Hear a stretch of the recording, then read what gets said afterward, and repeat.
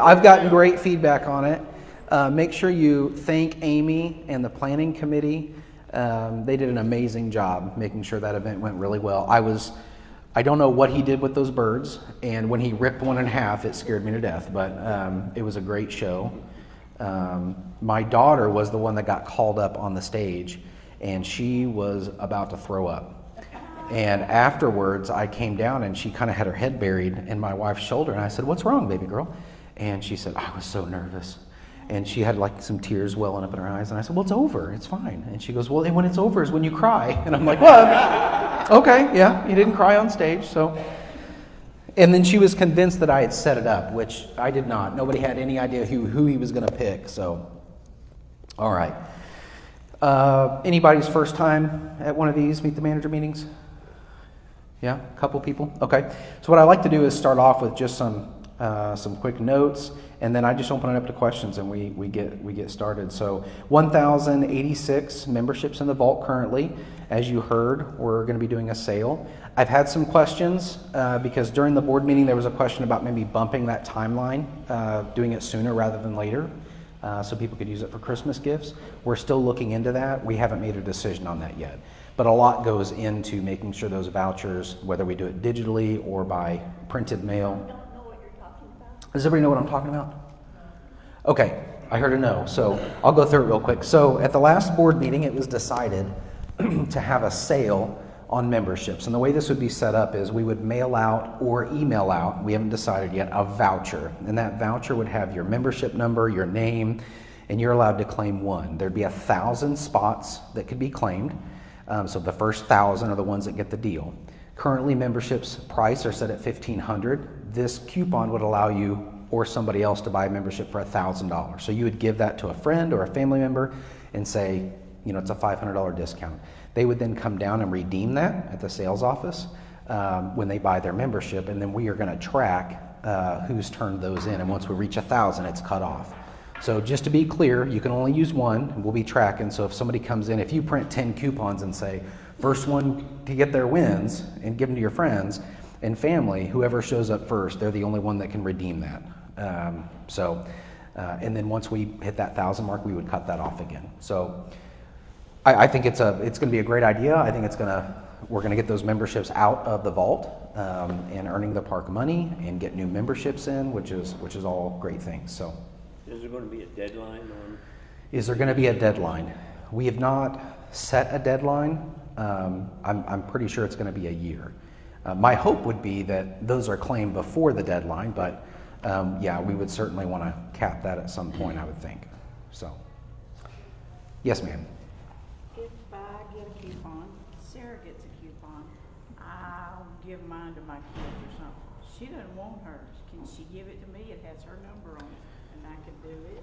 So her question was, I'm gonna try to repeat all the questions so that it's we're recording these and posting them now. So if I don't repeat the question, sometimes people can't hear. So if I forget to repeat the question, kick me.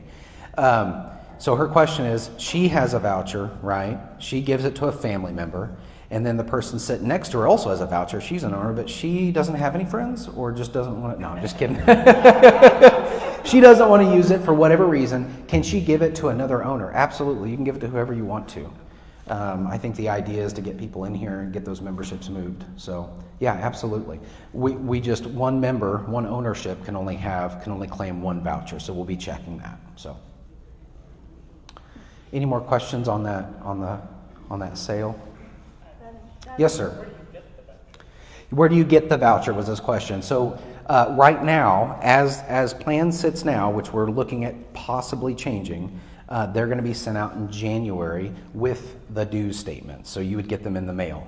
That possibly could change where we do an online voucher sent through email, and then if you contact us and say, I didn't get the email, don't want to mess with email, I want a paper voucher, then we could send you one as well. But that hasn't been decided yet. As of right now, the plan is to send a paper voucher out with annual dues. It may not be in January, and it may not be paper. It may come earlier than that, but we'll update you guys on that. If someone pays their 2025 dues early, before they get the invoice, will they still get the invoice and the coupon? So his question was, if somebody pays dues early, which is always a great thing, feel free to do that, will they get this voucher if they're not getting a dues statement? And the answer is yes. So I would like to send out a statement to every single person, even if the balance is 0, you're paid up, okay? So you should receive that communication. So if you're sitting in there in February and you've not received anything yet, call me. Let me know you haven't received something, and we'll make sure that you get it. And that 1,000 includes 25 dues. What else does it include? That 1,000 includes 25 dues. What else does it include? Yeah, that's all inclusive. Yeah, that's everything. So her question was, you know, is there going to be additional fees on top of the 1,000? No, it'll be $1,000 just like when you go in to buy it at $1,500. So. And get in here and be like, and now it's a $500 transfer fee. No, no, we wouldn't do that. We wouldn't do that. Any other questions on that piece? One other thing to recap real quick, the Halloween event after the annual meeting was awesome. The day before we had the annual cookout. What an amazing turnout. Do we have a count on that for sure? I don't know if we do, but I mean, I must have served 700 people. It was intense. So don't quote me on that, but it was a lot. It was a lot of people.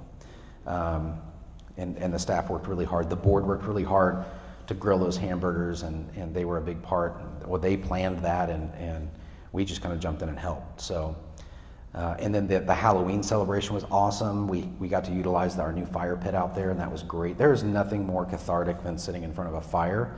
Like, that was amazing. I could have sat out there all night long. Matter of fact, I think I was out there until like midnight, or at least 11, sitting by the fire. So exciting stuff. The trail ride was amazing. If you see Annie, she's the programs manager, let her know how awesome it was. If you have any ideas for next year, she would be the person, or Amy, to talk to about that. So, but all in all, a bunch of really exciting events with a great turnout. It was great to see all the families running around. It's very cool. Woo! Awesome. All right. Any other, so those are my updates real quick. Questions, we'll open it up to any questions about anything. Yes, ma'am. Did we finalize any bids on the roof? Did we finalize any bids on the roof? Yes, and that's another point that I forgot. Thank you for reminding me. The newsletter will be going out Monday. That's going to have a whole bunch of information, recap of the event, what staff we recognized at the event, and volunteers. So be looking for that. It'll probably be late Monday when it goes out. And I have a draft here that I can't let anybody see because it might change. We do have a volunteer day coming up the 7th and 8th, which is also in the newsletter. So if you're interested, get with Amy get with Wally. So operations@tlresort.com, and that'll be in the newsletter as well if you're interested in helping out. Has there been a newsletter go out? Well, it's going to come out Monday. Okay. Yep, it's going to come out Monday. And we had talked about doing a monthly newsletter. I think we're leaning more toward every other month now. It just seems to work with the schedule better, have a lot of content, and not just be repeating the same thing every single month. So that's the goal. So your original question was, did we finalize the bids? We absolutely did. We finalized the bids. We went with Branson Springfield Roof Co., which is a local company here in the area. The owner is an owner here as well. So that's very exciting. We're going to be sending a letter out. When I first started, I had people say, you know, just if you were to ask for a donation, we would make a donation. We would happily make a donation. And I think there's been hesitation in the past. And I know at one point we sent something out, but it was considered an assessment. And I may be speaking wrong. This was before my time. And according to the bylaws, we can't assess you and say, you know, you under most circumstances, there are a few circumstances where we can. We can't just say, hey, now you have to pay us $50 this year. Sorry. And if you don't, there's consequences. And I just want to make sure you guys understand that's not what this is. When I first started, people said, if you told me, hey, here's the price of the project, and here's how many members we have, and divided by the number of members, here's the amount. And I had one guy say, I'd pay it twice. Well, that's what we've done. So this will be included in the newsletter as well. It's a letter from the board that actually goes through each of the bids for both the pond and the roof. So the repairs of the clubhouse, indoor pool, and welcome center, the roofs, that bid was $97,671.69. And phase 2 pond restoration and beautification is right at $30,000. So the quote itself for the pond, the outside contractor we're using is $25,000, and then $5,000 for beautification once it's done. So we want to tear down the current dock that's there, rebuild something, work on that fishing station. There's been talk about possibly a boardwalk next to the road as well. So those are all things still in the works being planned, nothing official yet. But so this letter will go out, and it basically says, hey, 6,414 current members divided by the $127,671.69 is $19.91 per owner. So yeah, that's amazing. Yeah. So this will come out soon. Again, it's not a you have to, it's a please do. Now, the other question that I get is, Stephen, you just said at the annual meeting that our financials were looking great. Why do we need to donate anything? Well, we want to rebuild our reserves. At one point in time, we had $1 million in cash reserves, and that's where, honestly, we want to be sitting. I mean, if you look at that chart that I showed, at 1 year, we were down to like $30,000 by end of year. That is scary. I mean, cash in the bank, a little over $30,000. Our bills most months are more than that. So that's a very scary position to be in. We never want to be there again, but we also want to be able to reinvest back into our park. So this is a way that we can keep that cash flow looking great and also do the necessary repairs. And if you don't have it, it's fine. It's not a big deal. If you do have it, please donate. If you want to donate twice, please do that. The other question that has come up a lot is, well, Stephen, how do I know that that money is going to go to that project? And this goes back to kind of rebuilding our financial policies and procedures, how we track things. As most of you probably know, starting in January, we're phasing away from Abacus as far as being our accountant. So we've hired somebody in-house, excuse me, that's going to ensure that we get, one, accurate data and more timely data. Because I've had people say, you know, we're 2 months. September financials have not been released yet. The reason why is when I sat and looked at those financials, there are massive errors. There was a double allot, $20,000 for the fireworks. We booked that a year in advance, right? They had put that in there twice. Mistakes like that, like really big. We're not talking small amounts, big amounts, and they're also in the wrong categories. So it takes us time to go through that with a fine-tooth comb. And even when we do, we still find stuff, you know, a month later that escaped us the first. So that's going to allow us to have more accurate financials in a more timely fashion. And to get back to my original point was, in doing that, we can very easily create on our balance sheet a line that says, you know, capital improvement projects, donations. So restrict that, meaning that it's restricted on the balance sheet. We can't use it for anything other than those capital improvement projects, okay? So, yes, sir. The graphs you had in the meeting were one heck of a lot better than Abacus crap we've looked at before. Let me rephrase that. Let's see. The financials presented at the annual meeting were a lot better than we've seen in the past. Yeah, great. Yeah, I appreciate that. I was nervous coming in because I didn't know how much information to give. I'm a numbers guy, so I love to see that stuff, but I know most people aren't. So I didn't want to drown everybody with a bunch of information, but I also wanted to hit the key points. The feedback that I've gotten so far, and if you feel differently, please come up and let me know, was that it was a good balance. You know, the key points hit, keeping it simple, but everybody has the big picture. So, and then of course the financials, even though they're a couple of months behind, are always available online for you to really dig into if you'd like to. Yes, sir. The graphs you showed at the annual meeting, are they going to be in the newsletter coming out? Are the graphs that I showed in the annual meeting going to be in the newsletter? So we've got the draft, and we're ready. Monday we're planning on posting. Currently there are no graphs in there, but I do have the numbers that I talked about during the annual meeting. What do you think? I'm fine. Okay. I don't want to like blow Amy up and be like. Well, at the meeting, you know, it wasn't time to digest everything. Yeah, a lot going on. You just saw Dove ripped in half. Yeah. Yeah. Did anybody not coming at one point, Rick Thomas got on the stage and he manifest this dove, and then all of a sudden he does like this, and the feathers go like this, and he rips it in half, and there's two, and I was like, oh my goodness. So you see that, and then you try to digest financial information. I could see how that, yeah, mine wasn't quite in that spot. I get that. We can look at adding the graphs. The numbers are in there that I went over, but the graphs are not as of now. So, Steven, yes, sir. What number are you comfortable with to have in reserves? What number am I comfortable with having reserves? Yeah, you said 30,000 is low. What's the proper number? So if you were to ask most nonprofits, and this includes 501c3s, on average, most nonprofits only have 3 months of operating capital in the bank. Okay. That's still scary to me. Okay. You know, I would love to see us sitting at 700,000 just comfortably. Does that cover us for 6 months about then?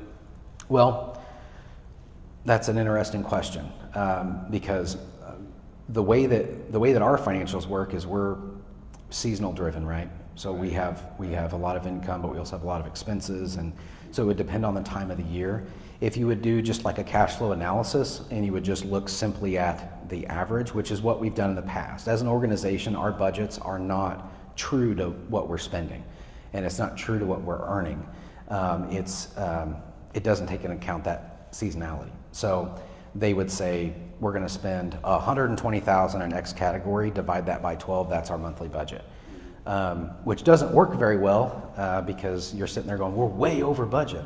Well, yeah, we're way over budget right now, but we're going to make that up. So the budget we're building this year, which we're right in the middle of budget build, is going to be month to month. You're going to be able to see, you know, if we're way over budget on something, it's not because it's a timing issue.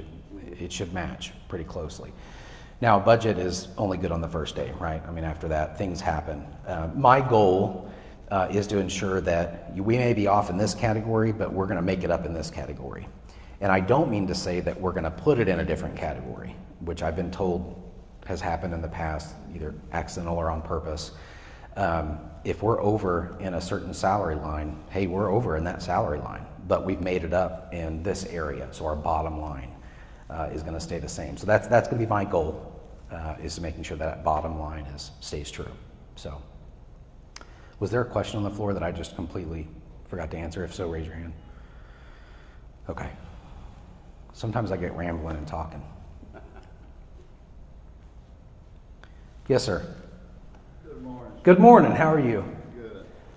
You know, I think our budget is our #1 priority, as it should be. And I think as owners, we're very, very happy with our board and management for being on top of this. And we share your values and goals because that's our values. We want our park to be here long term. We also realize that our staff are the ones that really are just as important as anything on our park. And so I just during this time, you know, any complaints I've heard has been from staff. They've suffered the brunt of the cuts. Gotcha. Okay. And so, you know, I just, long term, I want to see our staff as being valued to be worthy of pay and benefits and anything that anybody that's employed anywhere else receives. So when we're in a better position, I hope they get better care.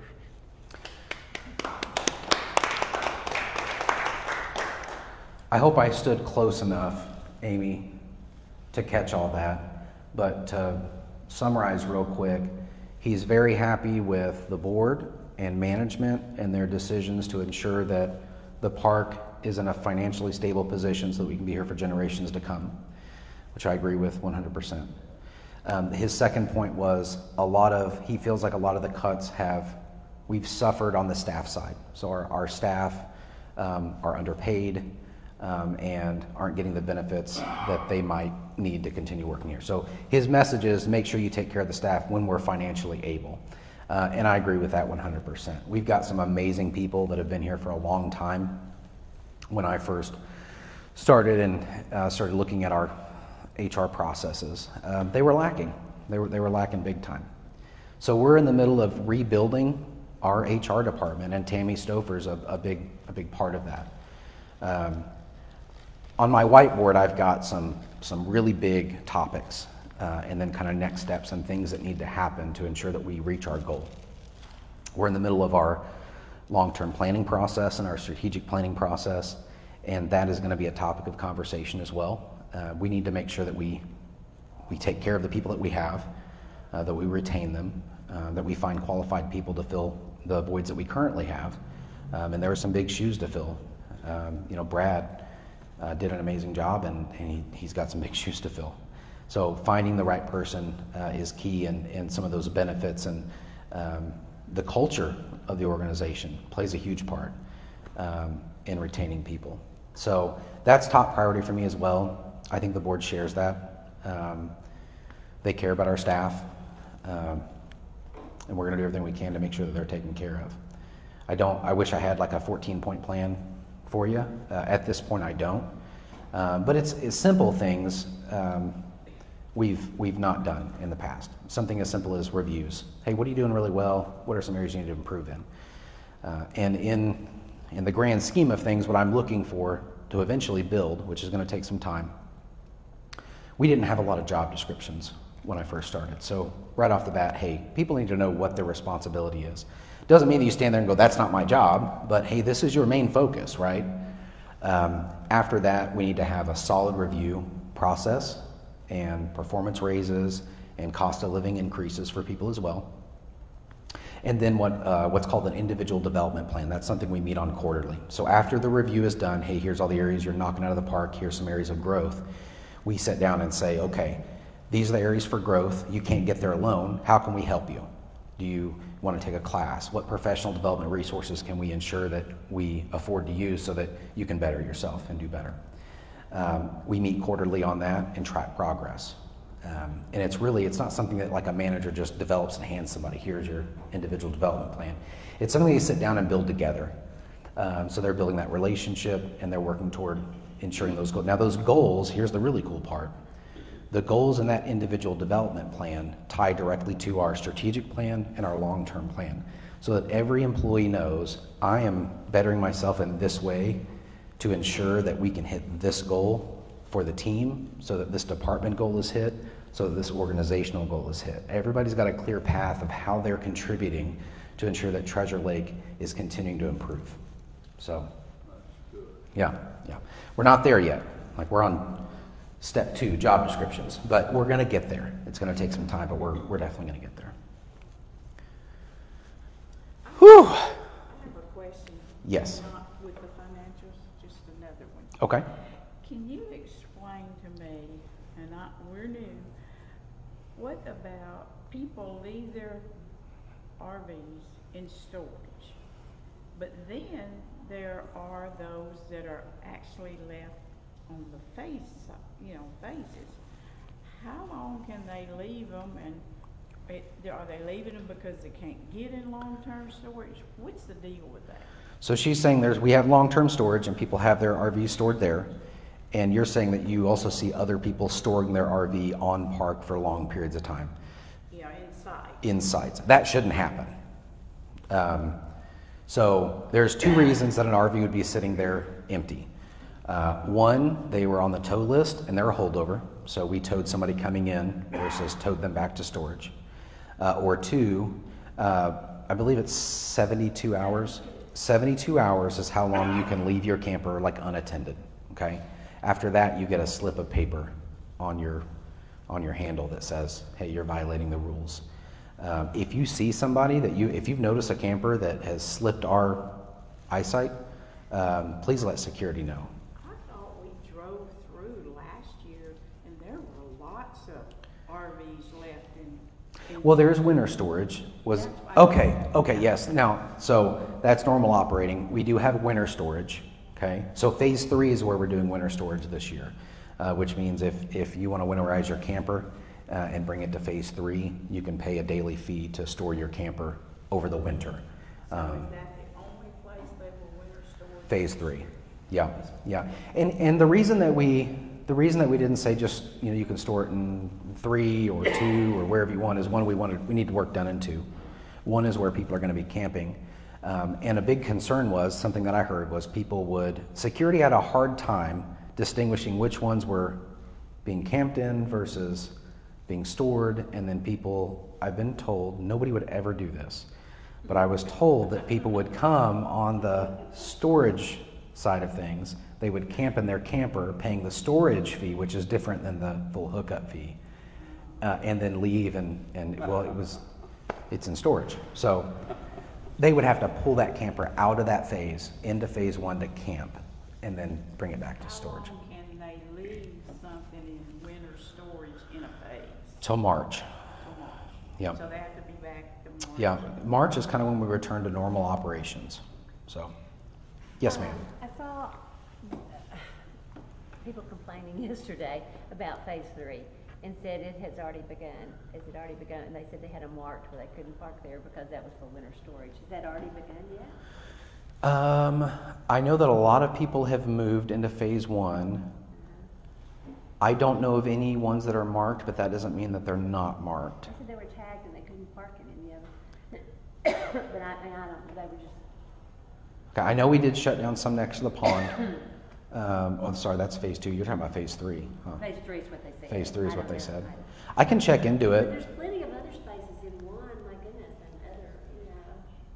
Yeah. But they said they were tagged and they couldn't get in them. And they Okay. wanted in them. I have a lot of conversations. I'm trying to recall, and I don't want to misspeak, but I'm pretty sure that the plan was, as people moved out of those sites, they marked them. Because we're getting so close that time where nobody has to move anymore. Most people are moving to phase 1 and staying. What's the date on the beginning of that, really? November 1st is, you no longer have to move. Okay. So, yes, sir. On the 72-hour thing, to answer her question, there are instances where people have a family situation, sickness, Yes. problem with their RV. Friends of ours this summer had a problem with their slide out, and Brian said, whatever you do not move this because your slide out could fall out. Yeah. So they got permission to extend. Exactly. I mean, they were still camping, but there are instances, we've been behind some people who had a family person that was on deathbed, and they were in and out and gone for more than 72 hours. So there are situations where management can say, hey, you're cool. Yeah, and I think since I've been, so the recap is, his point more than a question is that there are times when somebody will be not at their camper for a longer duration than the 72 hours. If you don't come and talk to me and get permission, then you might end up with a ticket. So I've done that 5 times, I think, since I've been here, and most of them have been very serious medical emergencies. Like, hey, I've a family member is sick or hurt. There's extenuating circumstances, and if you come chat with me, I mean, at the end of the day, I'm here to serve you as an owner.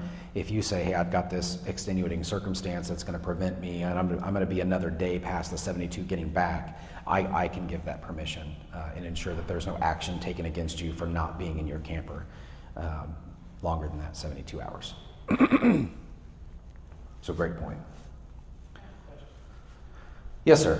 Related to that whole thing, I'm just curious as to why there's a 72-hour rule, because, like, if I take my camper over to winter storage, you get $2 a day for winter storage, or temp storage, I mean.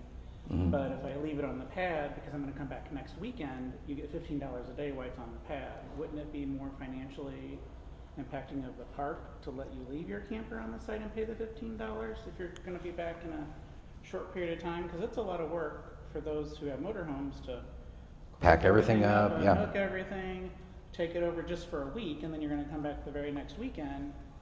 So what I did is I scheduled my time to come back Wednesday evening, so it's not empty for the 72 hours, because I don't want somebody saying, hey, Yeah. you're gone 3 days. Well, mind your business, first off. But secondly, I don't understand why that rule is there, because it would be more financially impactful for the park if you wanted, because you still can't leave it there more than the 21 days before Yeah. you have to move it, but it would be more money for the park if somebody wanted to pay the $15. I get during the July 4th time frame when it's really super busy, you don't want a bunch of empty campers, but during the slower times, why is that rule in effect? So to recap, his question is, why is that rule a rule? He's pointing out that if you were to go use temporary storage, the park would make less money than if they just let them pay the $15 a day when they're gone out of that site, as long as they don't go over their 21 days. That's a great point. I can see that during the busy times that could be an issue. I think there are people that, if you're on a desirable site, according to you, and there's somebody else that has the same outlook, I think that's why the rule was originally there. It was before my time. I also, the staff doesn't make the rules on their own. So if that's a rule that you would like to see changed for the financial benefit of the organization, then please feel free to reach out to a board member. Send me an email. I can forward that along. You're going to have some amazing explanation that I didn't think of. Huh? Yeah. The reason for the 72-hour rule is so that what you're saying, I want to use this campsite multiple times when I'm not here, that's unfair to the first come, first served. We have to honor first come, first served. So we need that rule.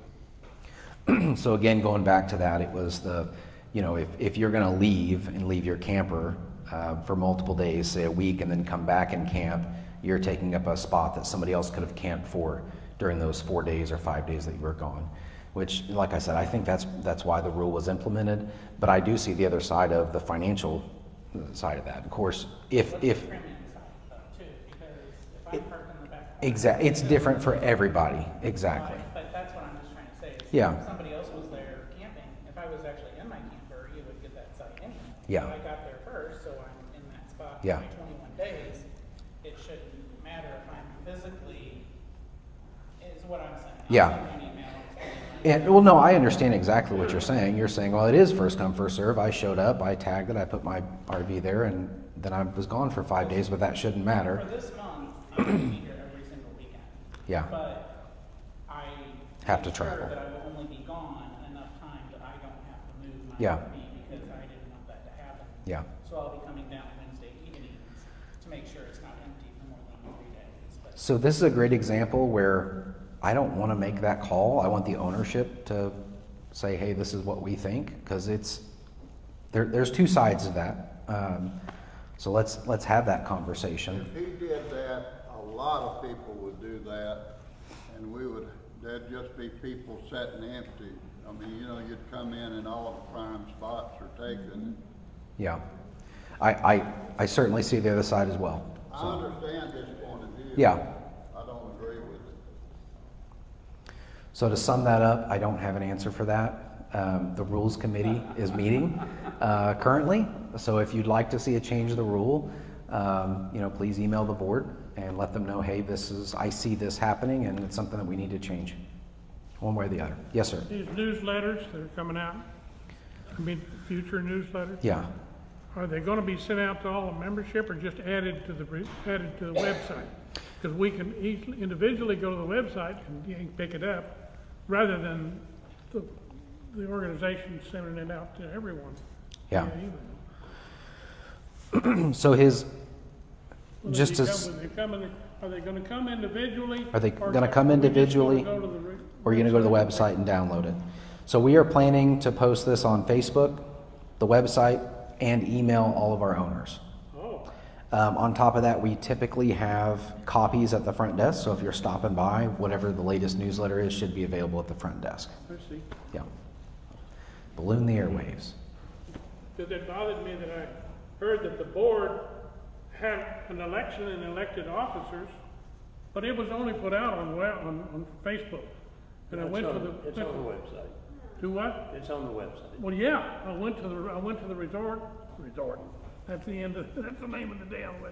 I went to the website and they were there, but there was no notice, other than Facebook, that they had done it. Yeah, and that's a failure on my part, so I'll go ahead and take the heat on that one. The way that everything kind of fell, I was off that following day and right after that meeting, and next year I'll do a better job at ensuring something gets posted that everybody can see along multiple channels. So my apologies for that. Oh, well. I just was curious. Yeah. The problem with the communication, the way I see it, not everybody has an email. Not everybody is on Facebook. So if it's sent out Facebook or email, not everybody's gonna get it. And if it's sent out snail mail, it's gonna be a big cost to Yeah. Treasure Lake. Yeah. And so if it's put on the website, in addition to these others, then everybody should be able to see it with minimal cost to the park. Yeah. So again, he's talking about those channels that we use to convey information. We are working on the 2025 marketing plan now to hopefully get a really clear, like, this is what gets posted where, when, why, and how. So for instance, we might be posting stuff on Facebook kind of as it happens and not sending out a mass email, but we send out the newsletter via mass email that's going to be a roll-up of all the stuff that happened, and we're also posting that newsletter on Facebook as well, so that everybody gets the information. You're right, there's a huge cost to send anything out via paper through the mail, and we don't want to do that and we're trying to get away from that more and more, honestly, with the electronic voting, which is something we're trying to get ratified. So yeah, we've not done a great job at communication in the past. We're doing everything we can to get better. I know I've received some feedback from people. I appreciate that. Continue sending that. I want to make sure that all of our owners can get the information that they need. And I'm hoping that our website at the end of the day should be the one-stop shop for anything if you're actively searching for something and wanting to consume something. We should also be sending stuff out via email to proactively communicate as well. And that's a good point on the website. It's like the last newsletter. It took us a while, The date yeah. was like September 14th or 13th that it went out email. It wasn't posted to the Treasure Lake website until after the end of the first week of October. Yeah, yeah. So he's pointing out that the newsletter went out via email but did not get posted immediately to the website.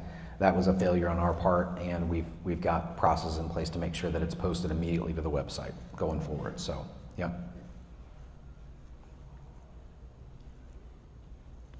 Yes, sir. I was told the other day that the lightings on the street and everything is handled by the power company. Is that true? Because there's some lights out, and Yeah, it's you know, especially over to go up to phase 2 on the upper road, it's hard to see that corner where that light is out. Yeah, so part of the, and to answer your question, I'm not sure. I know typically with utility pole lights, the utility company can take care of them. We're a unique entity though. So normally I would feel safe saying, yeah, absolutely, it's a utility company. Here I'm not so sure.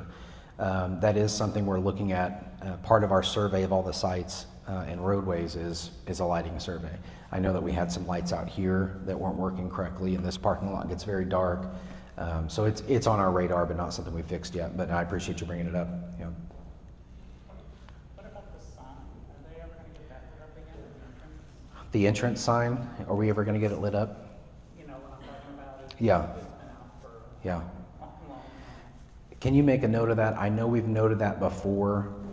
It got on a schedule. I'm not sure where it's at on that schedule. As you know, we lost Brad, our maintenance manager, so I'll double check on that. We need we're tucked back in here, and so if we've got a sign that's not working properly, we definitely need it working properly because we're hidden. Yes, sir. I've been told that the workers, a lot of the work campers who have lived in phase 4 for a long time, of course, many of them have built up around their units. And I understand that if they're not working during the winter, they got to move. Correct. Yeah. Yeah. And it's for that reason. You know, there's repairs that need to be done in phase 4. We're not meant to be a permanent site. So what could happen is somebody could come in, get what they consider a premier site, and then somebody else comes in and they've been on that site for say 5-6 years. One, we can't get in there and repair it. And two, they're taking up that site as kind of a permanent residence, which is not what we are. So ensuring there is movement even in phase 4 is important. I know that there are a lot of people, that's a big change for a lot of people. And we're gonna work through that. But that's a change I think that's necessary. That was my call, something that I did. So So I felt sorry for them. Yeah, yeah. And I get that, but, you know, at the end of the day, it's not a permanent residence, and we have to be very careful to ensure that we don't become that. We need to access those sites and make repairs as well and survey them. So, yeah. But they can move elsewhere on the park and be here full-time, correct? Absolutely, as long as they're owners, which most of them are. So, yeah, absolutely. Yeah. They can also utilize winter storage, just like. So we're not throwing them off the park. No, ma'am. No, ma'am. Not at all. Not at all. That's what he was thinking. No, nobody's getting thrown off the park. But in the past, you would work camp, or you would well, it mostly affects work campers or seasonal employees, right? They would work, and then the season would come to an end. They would be laid off, and they would stay there for the 30 days, and then move right into the time frame where nobody had to move, and then get hired back on before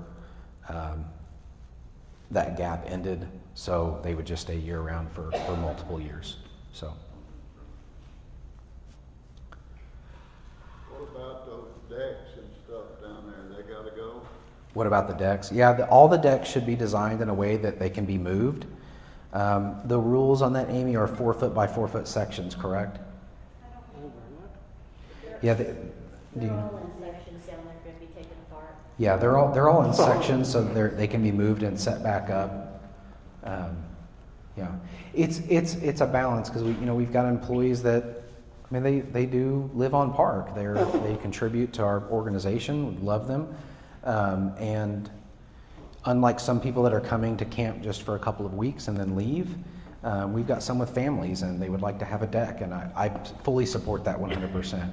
But they do need to be built in a way that they can be disassembled and moved to another site, or taken off site. And they've done that. So, yes, sir. And forgive me for even saying this, but there are a few in phase 4. I mean, I know they work here, they're permanent, but the sites look like trailer trash. So he's saying that some of the sites in phase 4, as an owner, he's concerned about because they don't reflect. And maybe that's my view and not someone else's view, but. Yep. Yeah, agreed. So it's not the first time that I've heard that.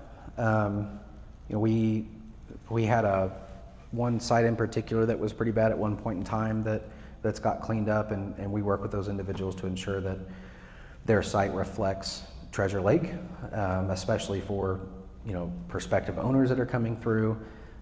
So we're working through that, but it's on the radar. There are a lot of us feel that way. We've been here a long time. If you want to see what permanent party would do to the park, just go to phase 4. Any other questions? Yes, sir. I'm kind of ignorant about the golf cart situation with the permits. What's the thinking behind that? The thinking behind the permits? Yeah. Are you I don't talking about mind, the insurance? Right. Yeah, it's just ensuring that the golf cart's insured. Oh, okay. Yeah. Is it a way to keep track of how many carts are in here too, or nothing like that? Okay. I don't use that data for anything other than making sure that they're insured at this current time. Yeah. Okay.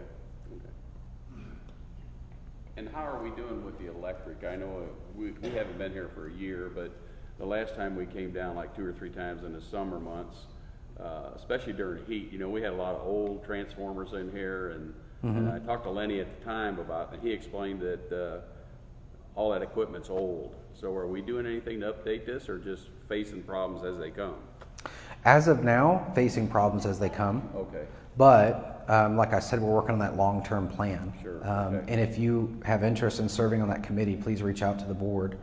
Lael is heading that committee up, and we want to look at all of those things. This long-term plan really should be a blueprint for ensuring that we're addressing things before they become major catastrophic problems that require immediate decisions. We want to plan for the next 10, 15 years, and then have a strategic plan that ensures that we're progressing toward those larger goals, and then an annual, organizational plan for the 1 year. We'll have a built-in prevention then. Eventually we'll get there. But we've not done a great job at preventative service and maintenance. And there's lots of reasons for that. And I want to make it very clear that the maintenance department does an amazing job, and they work their tails off. So I'm not saying that our maintenance department is not doing a good job. I'm saying there's not been an emphasis on planning for the future. It's been reactive and not proactive. So I want to get us in the mindset of being proactive while still being able to address the concerns that pop up, because they're always going to happen. But let's shift our focus instead of right here, where are we going?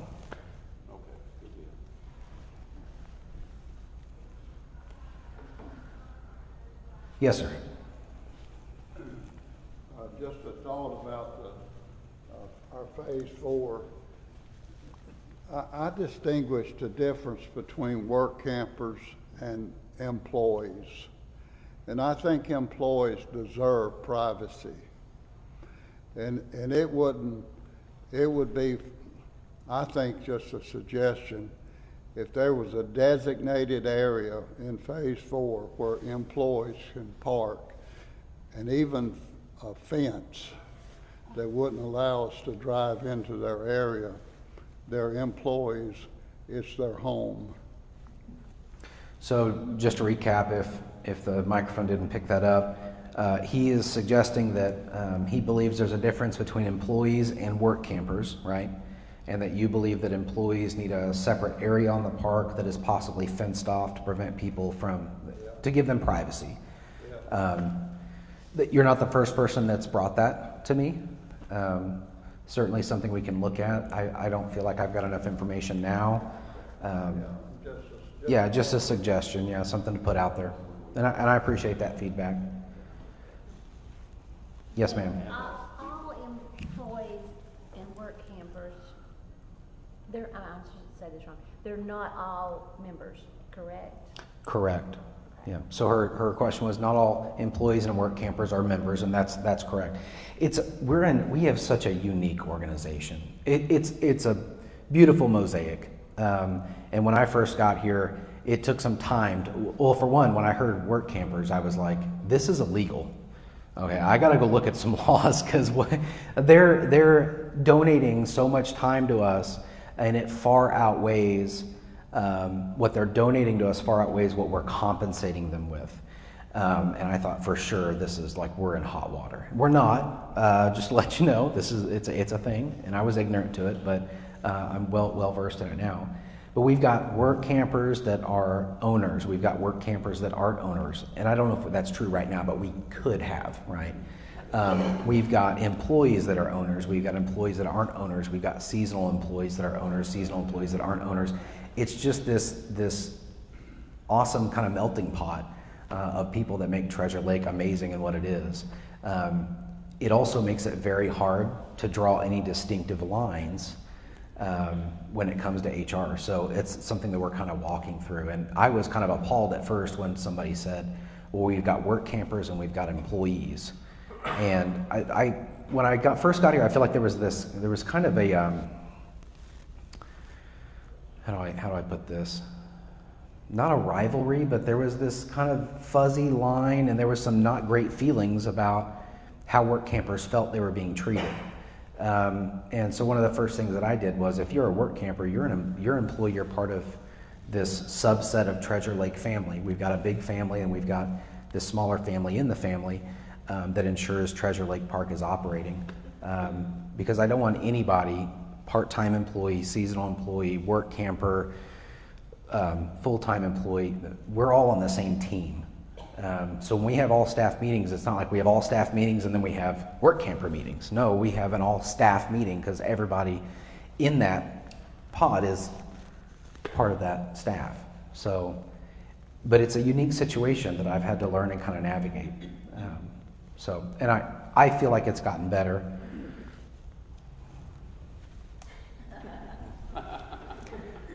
My decision with phase 4 has hurt that relationship. And to close phase 4 to people that aren't currently working has hurt that relationship. Has hurt that relationship. Oh. I think there are many work campers that that abrupt change hurt them. So I'm currently navigating that. I'm not to the point where now I'm saying it's a mistake or not a mistake. Everybody makes mistakes. I'm human. But I've learned a lot through this process, and I will reevaluate next year as well. And I think that's all a leader can do. You have to make calls, you have to make decisions, see what the impacts are, learn as much about what the impacts are going to be beforehand, see what the true impacts are, and then reevaluate. That's all that we can do. Yes, ma'am. Is there a minimum contract term for work campers? Is there a minimum contract term for work campers? No, there's not a minimum. I don't know of any set amount of time on that. I don't know that we've ever done one that short, and don't know that we would. They would typically be for at least 6 months. Yeah. Again, that's part of this HR process that we're building. It is way more complicated than any other business or nonprofit that I've been a part of or consulted with, because we don't just have, a set of policies just for employees or just for work campers. Do we need that? Because they're very different working relationships. One is a contract and they're donating a lot of time, and that's different than somebody you're paying full time. So we're currently navigating and learning that right now. What do we want that to look like? In the future, I would like to have set contracts that we stick to. If we say it's 6 months, it's 6 months. If it's 12 months, it's 12 months. So there is one big difference between a work camper here and a work camper at a for-profit RV park. Here, the work campers are basically working for like $4 an hour. I don't know what it is this year, with our current rates, but it ain't much. And most of them put in more than the 24 hours and get nothing for it. So they're doing it because they love the park. For-profit campground, from what I've heard, most work campers, they get their site, plus they get a wage on top of that. And they work a set number of hours, and that's it. So there is a big difference between us and other campgrounds as far as work camping. So just to summarize, he said there's a big difference between most for-profit campgrounds that have work campers and our campground that utilizes work campers, being that most of them pay a wage on top of the site, and then most of our work campers volunteer additional hours above and beyond what they're contracted to do, and I think you're absolutely right. We've got an amazing group of people, employees in general, and our work campers go above and beyond at every opportunity. And this park would not function, without our work campers. When I was working security, we had an option to either just go just the work camper schedule, or if we wanted additional pay, we had an option to get into the 2 or 3 different. Yeah, right now we've got 24. We've got 24/16, and then we've got paid employees that aren't in the work camper category. Some people work 24, and then they donate a bunch of hours as owners. Some that are 24/16 and then donate hours on top of that as well. So again, like I said, we wouldn't be here without our work campers. They're awesome. Well, the work campers that you have, I know we have a lot that come back every year, Mhm. gone for the winter to Texas or wherever. Do they have to reapply and then start over every year? Yes, yeah. Any position that's seasonal would have to reapply. Yeah. But do we ever have enough work campers? Do we ever have enough work campers? Yeah, I mean, yeah. I mean, We get about winter. yeah. And for winter right now, is there like, no one's gonna be hired for winter? On the work camper side? Yeah. Probably not. The positions that, well, I take that back. We've got some in housekeeping. Yes, And we're bringing on a couple. Yeah. Work campers and housekeeping. But other than that, unless we have turnover of a position, so like our security staff right now is all work campers. Even our officer in charge is a work camper. So if one of those people were to leave, we would need to replace that. So, yes, sir. Is an employee a part of his wages, his site? Is an employee's is part of their compensation package a free site? Yeah, if they're not a member. There are circumstances where that happens, has happened in the past, as part of a, hey, we're not paying as much as we'd like to for this position, but we're also going to offer this additional benefit as long as you're employed. Now, if they're not employed, then they're asked to leave. But I don't think every single employee gets that as a benefit. Yeah. Yes, ma'am. So I'm pretty confused because a lot of this I didn't understand. But you said earlier that this is not a full-time campground, but evidently there are some full-time employees that stay here full-time. Correct. Yeah. Yeah.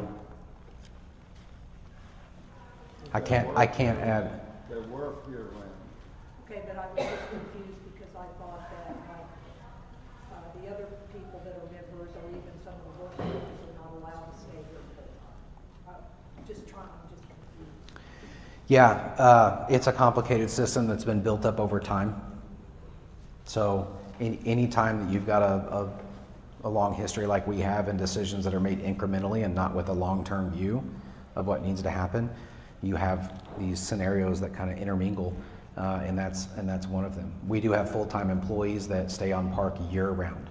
And I'm not critical. Yeah. Question. I understand that they work here full-time, but not all full-time employees work and live at the same place. So to me, a full-time employee, it's like if you work anywhere. You have your life and then you go to work and you come home. So that's what's confusing. So I'm going to summarize so that the camera can pick it up. It's confusing that we have some people that are full-time employees that live here full-time when in most situations a full-time employee working at a job doesn't live at where they work. They've got their home life, they've got their work life, and there's some separation there. Is that a good summary? A good summary, plus the fact that some of the work campers are not allowed to stay full-time or to stay on one site full-time. Yeah. And contrasting that against work campers that are not allowed to stay on one site full-time year-round. And I think the distinguishing factor for me there is when they're moving, when they're not allowed to stay at one site, they're not an employee at that time, they're an owner. So some owners would say, I understand this is an employment perk, they're not employed, why do they get to stay there year-round? So that would be the other side of that argument. Does that make sense? I get it, but it doesn't clear up my confusion about the employees that can stay at one site.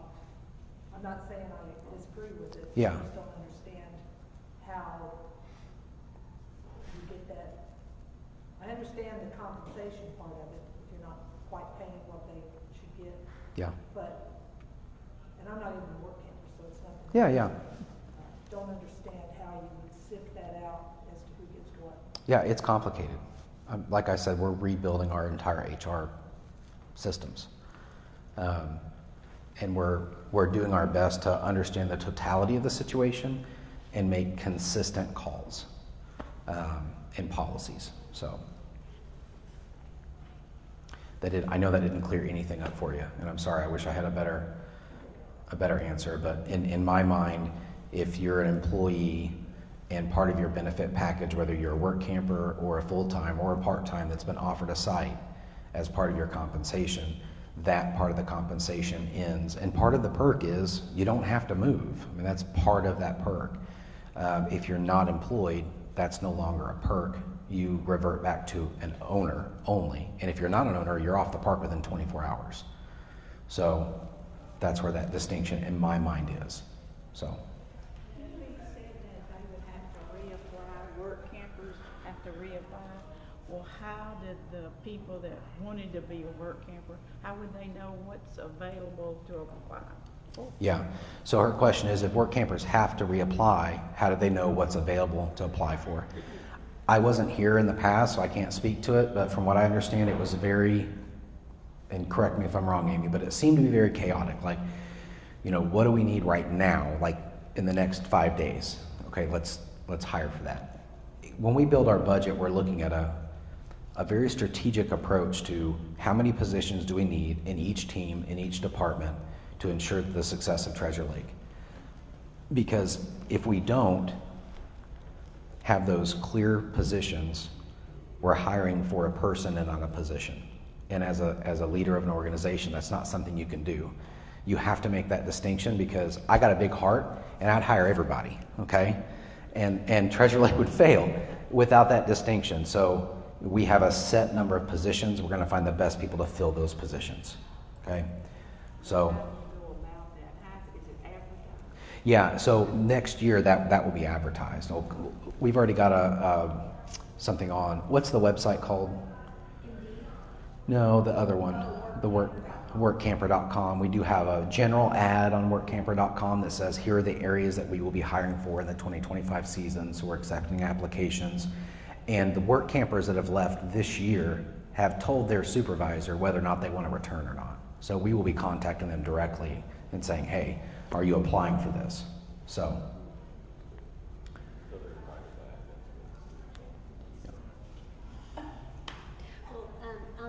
I think if we're short on housekeeping, do we go out of the park or employment agency or something to find some for the season? Indeed. Yeah.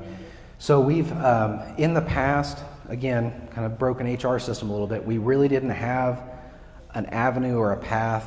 Like, okay, step one, we post the position on these sites. Then we, you know, there was no process. It was every manager kind of did their own thing.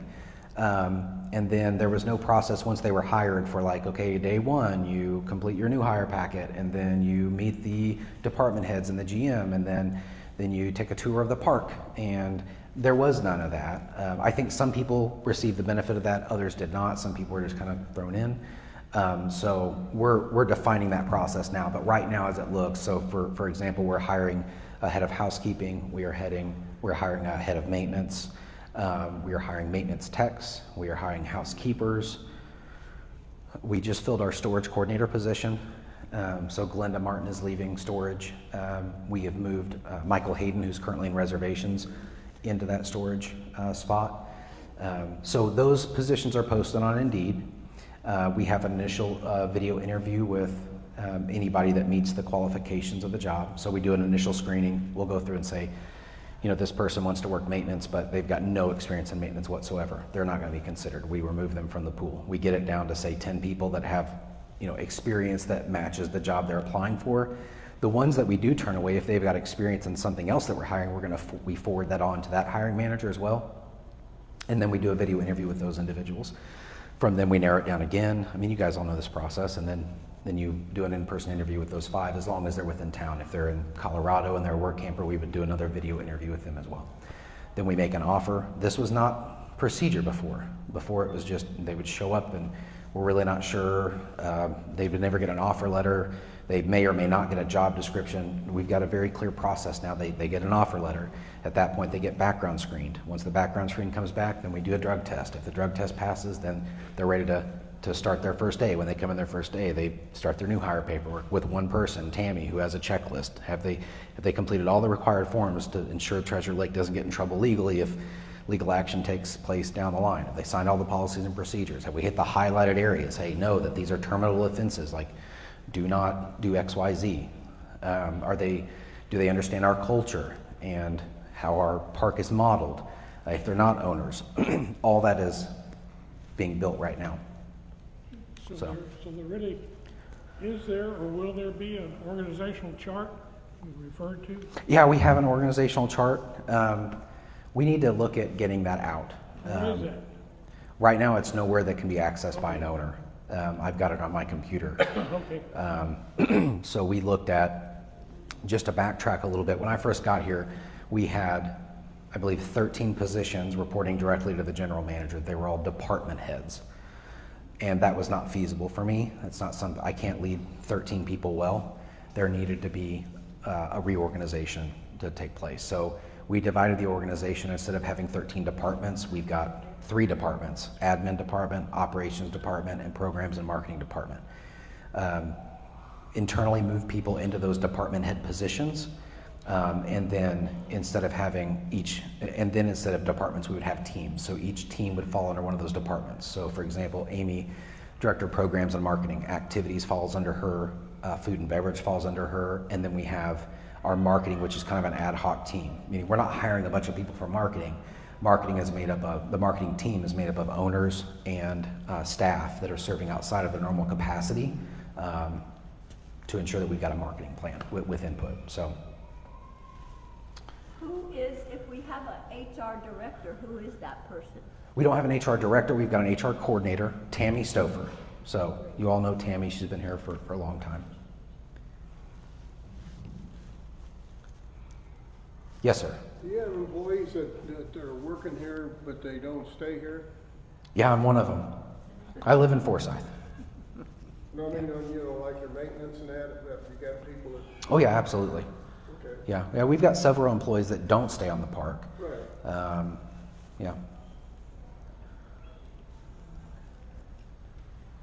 Yes, sir. Stephen, I really respect your organizational skills. And can you say that louder?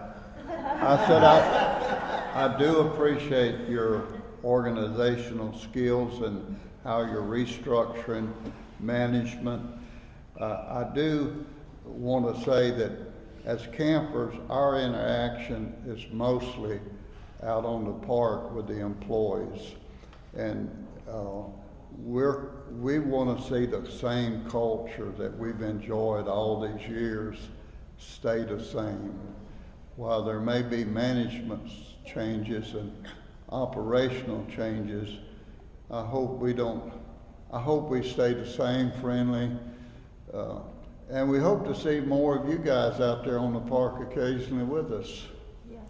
So, well, that messes up my plan. We're going to become corporate Walmart. Darn, I'm just kidding. I couldn't agree 100%. When I talk about culture, I'm not talking about changing the fundamental culture of our park, which is we all love being here. Everybody that's here loves camping. We're a family, right? I don't want that. Don't ever think that I'm trying to push us toward like a corporate mentality where you get a number and you stand in a line and nobody knows your name. So know that. And that culture, the culture changes that are happening, were the pieces of that culture that weren't handled well. Where employees, one of the biggest one is employees did not feel heard, they didn't feel respected. I can't work in an environment where I feel that way or people that are working with me feel that way. So those are changes that we had to make, and communication was a big one. And chaotic before, I'll just tell you.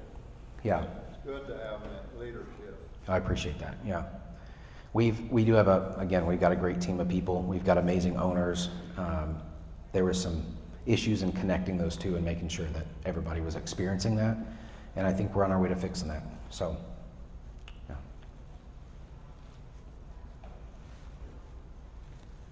You did? Yes, ma'am. I'm over 9 minutes, so I'm totally messing with you. So, this is just a comment. I think it's impressive how much work is being done, like with the tree trimming and cutting some of the dead trees. I think that's a huge improvement. And then I had a question that goes back to these memberships that are going to be for sale. Yeah. So at $1,000 price, which is a good price, does that come with that $200 payback when somebody buys one of those memberships on your number? Yes. So does that takes away from our $1 million? Okay, I said yes. I don't think so. Let me check with the board on that. I don't think so. We bought one off the courtyard steps last year for my son, and it does not include. Okay. I mean, it included all of our titling and stuff, but we weren't eligible for the $250. For the referral. Okay. That's a great question. I thought I was completely prepared on this, and that's a good question, because as soon as I said it, I thought, no, that doesn't make any sense. So let me get with the board. If you don't know, if you refer somebody under normal circumstances, you get a $200 check. So You can do that at any time today. Go make that $200. But as far as part of the membership sale that we're doing, the 1,000 memberships at $1,000, let me check on that and get back to you. Yeah. So when I say I'll get back to you, I will bring that answer at the next meeting. And if you're not here on Park, you can watch it on Facebook for the response. If you pick up my card on your way out and email me, I'll email you directly as well. Okay? Will there be a meeting next Saturday because the holiday craftsman will be here? Isn't it next Saturday that he'll be here? Yes. So the meeting will still be in here? Yes, the meeting will still be in here. Yes. We'll just have more people. You're in overtime. I know I'm in overtime. It's all right.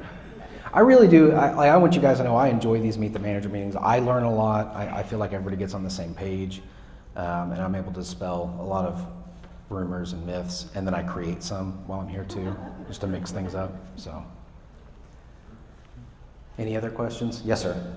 I just have a quick comment on the topic of Phase 4 and its appearance. I'm not for putting a fence up because a lot of times it gets worse on the other side of that fence. We come from an area that we have no zoning, but we have enough property to have tree lines so that we can't see what the neighbors are, what they look like. But in our little area right here, we have 5 people that we have like an HOA. Couldn't they do that for Phase 4 and have a committee that approves and disapproves to keep the standards up? So his question was, can we form kind of a mini HOA in Phase 4 that ensures that standards are kept up? I would consider all ideas when looking at next year. I mean, I would like to think that our culture, whether they're an employee and certainly if they're an owner, would ensure that anybody staying anywhere would ensure that their camper was kept and their area was kept pristine and in good condition that reflected positively on Treasure Lake.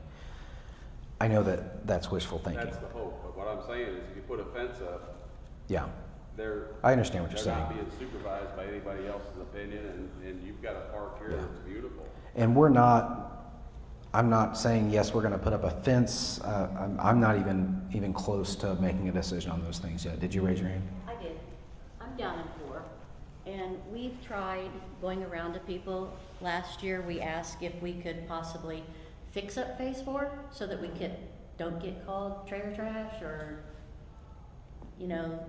and so we went around and we've planted flowers to try to fix it up. Some people went down, you've got some people that don't, but we have no authority to tell them to do that. But Phase 4, all those people down there, we take pride, we've done a lot of work, there's 3 or 4 people that get down there. We know that maintenance is busy, so they get out there with their backpacks and their leaf blowers and they go out there and they blow all the leaves down, out of the way so that people could get through. And during the snow, they're out there trying to help them and stuff. So we've come a long ways. We've still got some ways we got to go, but we take pride down there. It's not like we're just down there, trying to get a free place to live or whatever. We really do work down there because we love the park.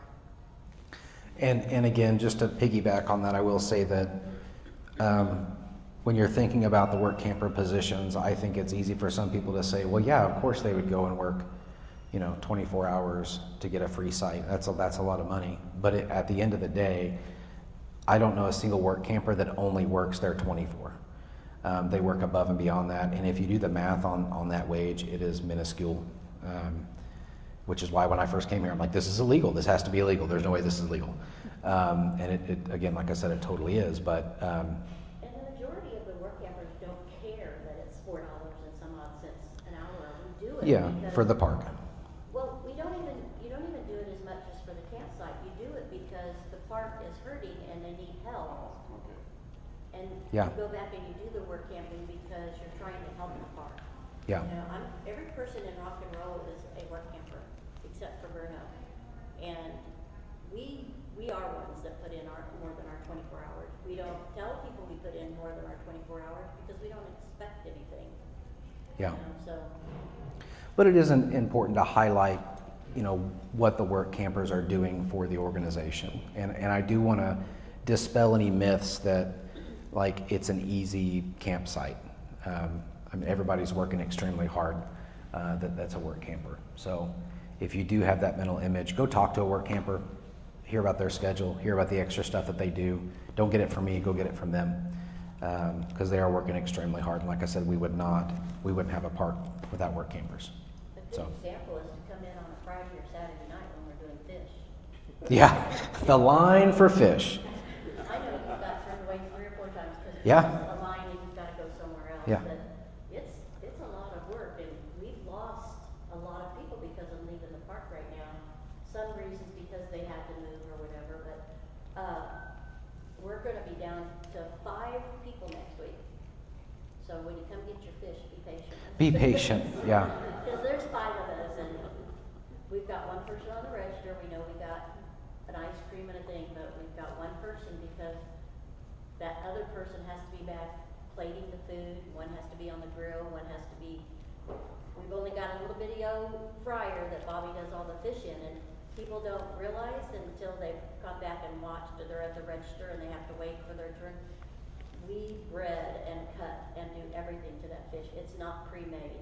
So when you have to wait, we only got like a little fryer to cook it in, and it takes time. Yeah, And I've so- been on that fryer. Yes. Yes. Yeah.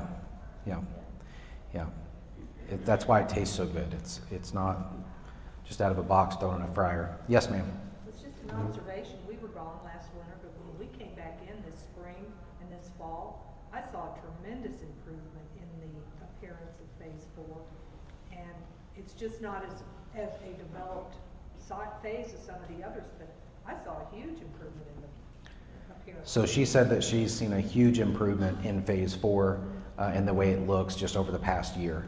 So, and I think that's accurate. I think there's been strides made. You know, as Debbie said, we've still got a little bit of ways to go, but we do across the entire park. So. And Phase 4 does need a lot of work. We don't have very many concrete sites down there, and if they are, they're kind of crooked. Yeah. And a lot of them are gravel, and that's part of the reason why a lot of the decks went in there, because You wanted a level place to sit. Yeah. Well, Yeah. the ground kept washing away and stuff, and you couldn't go out there and sit, and the campers, would sink. Yeah. So a lot of people did it on their own, of their own funds, of going through there and putting stuff under so that we could keep our campers level. I'm in a handicap spot because my husband, but there's a lot of people that don't have Yeah. concrete, so. Yes, sir. One thing most people aren't aware of, members, I'm not working this year, but I worked in maintenance for over 20 years, stayed in Phase 4. Just about all of them block walls and that gravel has been put in by the people living there on their own time. Now, the park did furnish the blocks, they furnished the gravel, but we all did that on our own time. They jumped in and beautification. Yeah. Worked on that beautification. Yeah, themselves. And you're absolutely right. Yeah. Yes, ma'am. You mentioned the $200 bonus pay people receiving for referring. Do you know how much we get from that? I mean, is it very successful, or is it even needed, or how much we take in? I mean, we pay out a year for it. How much we pay out a year? I don't know the exact number. I know that I sign at least 2 checks a week. So I would say the majority of the memberships that we sell come from some sort of referral. Yeah. Oh, I don't want to say majority, because that's probably a mischaracterization. But and I probably don't sign 2 every single week, but it is common for me to sign one of those referral checks. I'll say that. I should know how successful it was, or if it worked. Yeah. I mean, I think knowing that they're getting referred over works. It was funny. Last night, it was, I don't know, 5. And the Welcome Center was closed. And I heard Annie's voice in George's office. So I totally Kramered the door. And it was not Annie. It was George and a new member. So I was like, oh, hi, I just wanted to come meet you. Yeah, how are you doing? And we got to talking, and they're here because a friend was like, you have to come check out Treasure Lake, a current owner. So they had never been to Branson before. They had no affiliation other than that friend, had never heard about Treasure Lake, came down, George gave them a tour, showed them around, and they're sold. So, yeah. Y'all don't let me leave, or you got any more questions? I'll stay here. Well, I want to leave, but I just want to say, like, we're full-timers. We found our membership at a place where we bought a camper. But this winter, Treasure Lake has given me several packets to take along. And across the Southwest, where we stay, we're going to leave a packet, hoping that people will see it and be drawn to Treasure Lake. Because it's a small, I mean, out west, they would never find us. Yeah, yeah. So she's saying sales has given her packets that she's going to drop off in the Southwest to make sure people know that we're here and will come visit us. I carry packets all over Florida. All over Florida. I don't know who came in and who didn't. We're looking at, we're looking at ways that we can measure the effectiveness of some of this stuff. We're not there yet, obviously, but we do a great job at tracking who comes in after a show. Like I can tell you that anytime we go out and spend money on attending a show, we get a return on that during that year. Any shows that we've not seen a return on, we don't go to anymore. And George is very excited about the upcoming year. We've got right now 5 on the books for places that we're going to go. We've got some new vertical banners. Before we stood there at a booth that really didn't have a lot of marketing material and a free TV, and that was what we did. And George would hand out candy and sign stuff. Act like he was a big deal, and sign stuff, and you want my autograph, and it would bring people up, and then he would sell the membership. So we're looking at new strategies. We've got some vertical banners that he's going to be taking along with us. We're looking at different prizes that we can use to bring people in. So Years ago, when the prices were really high, and we were much younger couple, we went to an RV show. I think it was either Hot Springs or Little Rock. Anyway, Treasure Lake was there. We knew nothing about it. They were giving away rolls of toilet paper that had the Treasure Lake logo on it. And that was what they were giving away at the show, and they gave us a roll. We kept that roll of toilet paper forever. We didn't join until, much later on. But then there was an emergency. It was toilet paper with the logo on it. It was funny. Yeah. It's funny you bring up, we're actually looking at swag next week. Teresa and George are doing some research on some things they'd like to see, and we're going to decide what we want to do. So yeah, we're excited about next year. There's a lot of great things coming. One of the things that I struggle with is, it's like I'm in a dark room with a flashlight, right? And I can focus on something, put my attention on something. We can work really hard at it and move it, but if we do, nothing else moves.